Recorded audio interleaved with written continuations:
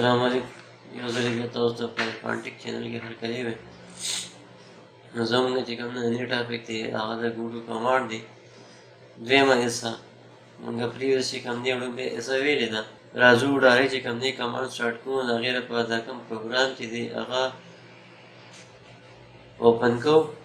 دلته ما شارټکټ اپلای کړ وینډو لوګو پلس آر رن وینډو راله. په دې رن وینډو کې دا په ځای کې دا مین ورډ دی دا مې ټایپ کړ. دا مین ورډ څه شي دی؟ دا ایگزیکیوټیبل نیم دی. چې کله ایگزیکیوټیبل نیم مونږ ورکړو نو دلته دا وینډو راله. په دې وینډو کې به دلته مونږ بلینک ووهو. چې کله بلینک ووهو بلینک ډاکومنټ باندې کلیک کړو دا وینډو به راشي. دا زموږ چې کوم دی هغه ټول انټرفیس. اوس دلته دا کمانډ چې دی هغه دی ګوټو. نو ګوټو دی فایل سره دی فایل باندې کلیک کړه. دلته ګوټو کمانډ دی. مونږ پریویس چې کوم دی ویلو پیج والا. نن به مونږ چې کوم دی بغایو بس دا نور هم وایو. اوس هغه به څنګه کوو؟ د هغې لپاره وړومبۍ چې کوم دی زمونږ په کار چې کوم دی ټکسټ دی. نو دلته زه راځم دا لیکل کومه equal to RAND بریکټ سټارټ بریکټ بند انټر کا. بای ډیفالټ دا زموږ چې کوم دی ټکسټ دی. اوس دلته ما د دې سلیکشن واخیسته. دا مې کاپي کړ لاندې پیسټ کوم. دا ما سره پیجز راغلل. زه لاړم بلکل ټاپ ته چې کله لاړم او دلته رالم په فایند کې ګوټو ته. نو دې کې موږ سره چې کوم دی پیجز کمانډ خو آلریډي مونږ ویلی دی. خو دلته پکې بیا سیکشن دی لاین دی بک مارک دی کمنټ دی فوټ نوټ دی. دا کمانډونه دا په دې کې موجود دي. اوس به څنګه وایو؟ فار ایگزامپل دلته زه رالم او دې کې ما واخیست چپټر نمبر 1 او دې چپټر نمبر 1 له مونږ چې کوم دی یو لیول ورکړو. هغې ته مونږ هیډینګ 1 وایو. هیډینګ 1 آلریډي په دې سټایل کې دا مونږ سره شته. که دلته ورکې که شارټکټ یې کلیک کړې شارټکټ یې آل کنټرول 1 دی. اوس دا خو د دې شارټکټ دی.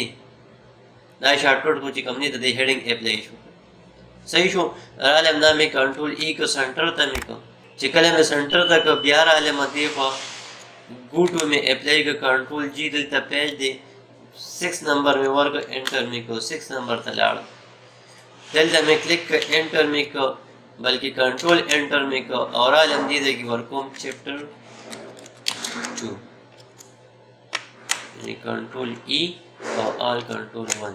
دا د دې چې کوم دی لیول هیډینګ چې کوم دی شارټکټ دی. دې ته لیول 1 وایي دې ته هیډینګ 1 هم وایي. رالم دا مې کنټرول ای کړ. چې کله مې کنټرول ای کړ سنټر ته مې کړ. اوس رالم کنټرول جی مې وواله او دې ځای کې د اخري کمانډ هغې ته وایي هیډینګ. هیډینګ کم یو 1 ته یې بولم 2 ته یې راوسته.